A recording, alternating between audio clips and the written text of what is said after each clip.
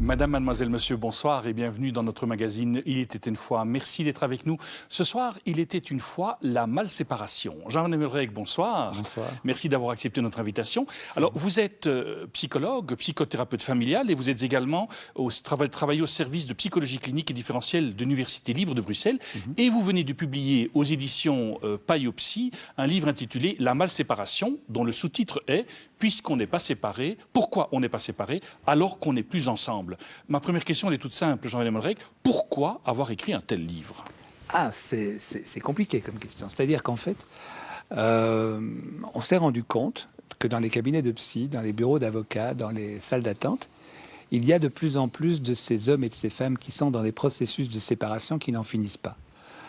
Et donc, on voit des hommes et des femmes se faire du mal, en passant par leur enfant, en passant direct en prise directe, ils se déchirent, ils écument les couloirs des tribunaux, ils dépensent un argent fou dans un combat qui a l'air vain. Alors tous les psys, tous les avocats, tous les médiateurs familiaux se mettent au travail pour essayer d'arrêter ces conflits, ça ne marche pas. Parce qu'en fait, on s'est juste trompé dans la lecture qu'on devait faire. En fait, ces hommes et ces femmes qui passent leur temps à ne pas se séparer ont en fait inventé une façon de rester en couple. Et donc on voit qu'il y a un grand nombre de couples qui ne sont pas prêts à se séparer parce que c'est trop dangereux pour eux, psychologiquement j'entends. Et donc vont se débrouiller comme ils peuvent pour arriver à trouver une solution à leur peur, à une peur de perdre l'autre, de s'effondrer, de véritablement se désespérer.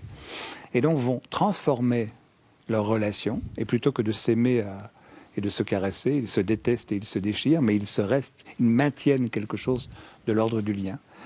Et comme je travaillais avec pas mal d'avocats et de thérapeutes qui travaillent avec des enfants, on s'est rendu compte qu'il y avait là un pan entier de la souffrance humaine qui n'était pas pensée, qui n'était pas réfléchie, où chacun y allait un peu de son expérience. Et donc j'ai essayé de rassembler un peu tout ce que j'avais pu expérimenter à cet endroit.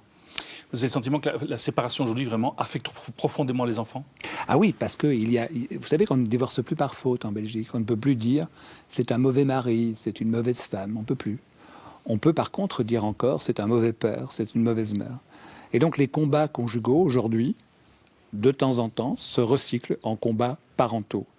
Et donc on voit que les enfants sont mis sur la sellette et au prétexte de la bonne parentalité, on va se battre. Et donc les enfants sont pris, pas toujours, hein, c'est une frange de population bien sûr. Les enfants risquent à tout moment d'être embarqués dans une aventure qui n'est pas la leur, d'être mis à la croisée d'un débat qui n'est pas le leur. Et donc ils en souffrent énormément, oui bien sûr. C'est jamais facile de divorcer, hein, c'est jamais facile de se séparer, pour les enfants non plus d'ailleurs. Vous dites que le couple est une affaire de lenteur. Oui. Ah oui, il faut... C'est nouveau une question vaste. Ça ne se fabrique pas en un jour, un couple. Ça prend du temps. Hein. On rencontre quelqu'un, on se trouve attiré par lui, on se rend compte qu'on attire l'autre. Et on tisse quelque chose, mais on n'y arrive jamais véritablement. Donc on prend beaucoup de temps à construire un couple. On invente quelque chose qui doit en même temps bouger avec le temps. Parce que si votre couple reste en l'état de celui que vous avez au début de votre relation, il va mourir. Il faut l'inventer constamment, le tricoter constamment. Et c'est en cela que cette lenteur à la fabrique d'un couple va être celle qui doit être à la gouverne de la séparation. La séparation, c'est également un processus de lenteur. Or, justement, on a changé de la loi du divorce pour l'accélérer, pour le rendre plus facile, en faisant croire que si ça va vite, ça va bien. Et en fait, non, il faut du temps pour fabriquer un couple. Il faut vraiment du temps pour s'inscrire dans un couple. Et il faut beaucoup de temps pour se défaire d'un couple. Il ne faut pas mésestimer l'impact psychologique d'une séparation et de la lenteur qu'il faut justement pour panser ses plaies. Avec les deux lettres, la pensée et mettre un pansement. Et vous dites aussi que le couple est une affaire constante de rééquilibrage. Constant. Un couple, c'est une chaise à deux pieds. C'est pas de moi, hein. C'est un auteur anglais, donc ça ne tient pas. Une chaise à deux pieds. Il faut constamment trouver un point d'équilibre que vous ne trouverez jamais. C'est quoi un couple? C'est une entité instable de deux personnes qui essayent d'inventer une solution. C'est pour ça que c'est une danse, en quelque sorte. En constant équilibrage, parce que l'homme que vous aimez quand vous avez 20 ans n'est pas celui que vous aimerez quand vous en avez 60.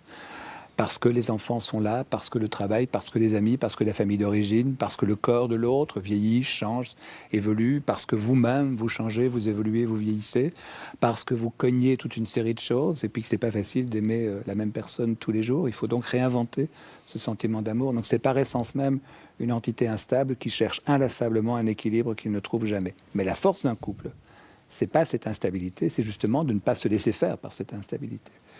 Et donc, quand moi, dans mon cabinet de psy, je reçois un couple où on me dit « on se dispute tous les jours », je ne suis pas inquiet. Par contre, quand j'ai un couple qui me dit « vous savez, on ne se dispute jamais, on n'est jamais en désaccord, on est toujours d'accord sur tout », c'est un peu plus effrayant parce que c'est un couple qui a l'illusion de la stabilité. Et la stabilité, la conjugalité, c'est difficile de les croire comme étant toujours l'un dans l'autre. Ce qui veut dire qu'un couple qui veut quelque part vivre dans la durée est invité à une créativité sans faille ?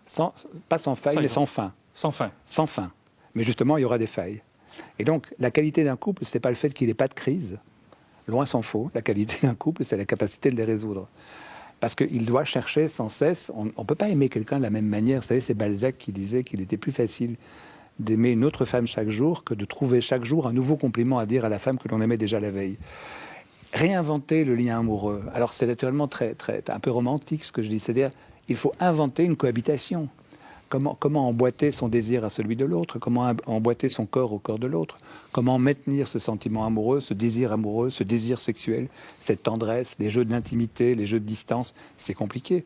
Donc on ne trouve jamais véritablement quelque chose qui dure. On est toujours, un beau jour, amené à se rendre compte que ce qu'on a inventé un jour n'est plus vrai le lendemain. Est-ce qu'en lisant un livre comme celui-là, quelque part, c'est aussi une invitation aux couples qui vont bien, de se dire, voilà, lisez-le parce que ça va vous conforter dans votre... Oui, enfin, oui, je crois, même si ça fait un peu promotion de livre, il faut absolument l'acheter, mais vous avez raison. Vous avez raison. Oui, parce que j'ai essayé de penser la séparation en ne la dramatisant pas, en la pensant comme quelque chose qui doit répondre à la même créativité que la conjugalité. Il faut, pour pouvoir se séparer, c'est ce que je me permets d'essayer de développer dans ce livre, c'est de dire que pour se séparer, il faut s'inventer une histoire de désamour. Pour fabriquer son couple, on a besoin d'une histoire d'amour. Pour fabriquer sa séparation, on aura besoin d'une histoire de désamour. Et ça demande beaucoup de créativité, c'est pas facile. Ça demande beaucoup d'énergie. Et ça demande donc de travailler beaucoup la relation. Donc en effet, je pense que j'ai pensé ce livre sur comment on fabrique un couple. Et donc je pense que ça peut être un livre qui peut être lu pas uniquement par ceux qui sont un couteau sous la gorge en train de se déchirer dans une séparation. Et vous dites aussi qu'il y a 3 types de ruptures, l'usure, la désillusion et la rupture brutale. Oui.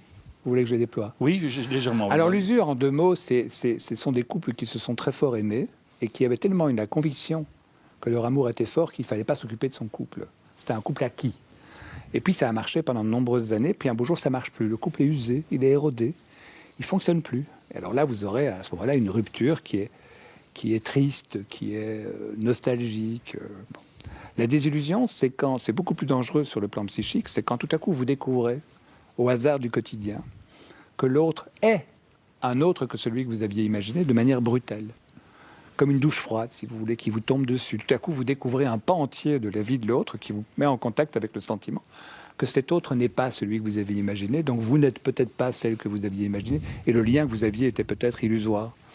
Donc ce sont des lectures anachroniques. Au fond, s'il me ment aujourd'hui, il me mentait hier. Donc tout ce que j'ai construit n'est qu'une usurpation et un mensonge. Et puis il y a la rupture par brisure, la 3e forme de rupture, qui est cette rupture brutale. C'est-à-dire que l'autre fait quelque chose, me frappe, me trompe, m'abîme, m'humilie. Il y a quelque chose de brutal. Et donc là, il faut prendre son corps et s'en aller le plus rapidement possible, se préserver, embarquer les enfants. Ce sont les 3 types de rupture. C'est naturellement toujours de la conceptualisation psy, c'est-à-dire une manière de penser les choses. Il y a un peu de tout dans la vie, mais il y a ces 3 catégories-là de séparation principale. Certainement qu'il y en a encore d'autres, mais les 3 principales sont celles-là. Et donc l'objectif finalement, c'est que quand on vit ces réalités-là, quelque part, c'est d'arriver à bien se séparer pour sa propre santé psychique et pour la propre santé psychique de son conjoint et de ses enfants. Exactement, c'est le but du travail et le but du livre, c'est de permettre à quelqu'un de faire... Vous savez, on ne peut pas se séparer de celui que l'on a aimé. On peut vivre sans lui, on peut prendre de la distance, ne pas le croiser tous les jours et ne pas y penser tout le temps.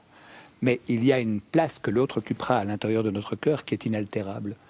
Et vous vous promenez dans la vie et puis tout à coup vous vous cognez sur quelque chose qui vous rappelle votre ancien partenaire et ça ressurgit à l'intérieur de vous un peu par surprise.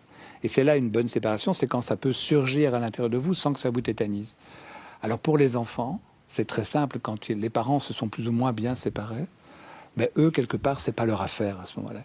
Ils peuvent se débrouiller avec ce qui se passe sans être constamment en train de se dire « je peux pas dire ça parce que si je dis ça, je vais blesser papa, je vais blesser maman, je vais faire ceci, je vais faire cela ». Ils sont toujours sur le qui-vive, dans une sorte d'alerte générale et constante, que le moindre geste qu'ils posent, que la moindre maladresse qu'ils font, va faire ressurgir un conflit qui n'est jamais arrêté.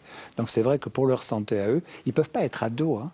Un ado, c'est un maladroit, c'est un râleur, c'est un gamin qui vient faire poids par ce qu'il est dans l'économie familiale.